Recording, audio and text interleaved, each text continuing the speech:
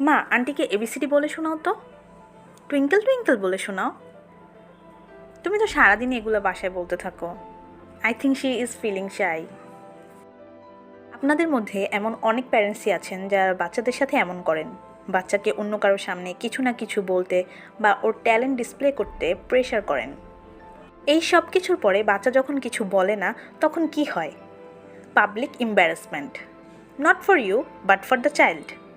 আপনি মনে করেন আপনি বাচ্চাকে ফিল গুড করাচ্ছেন, কিন্তু সাইকোলজি বলে আপনি বাচ্চার মধ্যে ফেয়ার ঢেলে দিচ্ছেন।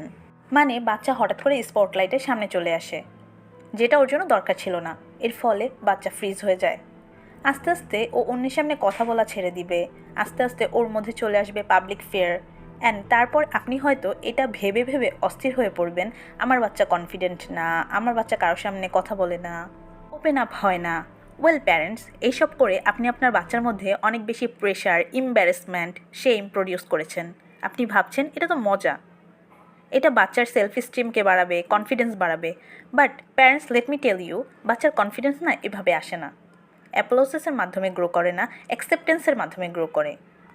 তাই বাচ্চাকে নিজের কমফোর্ট জোনে গ্রো করতে দিন, লার্ন করতে দিন। Your kid is confident, your kid is doing amazing.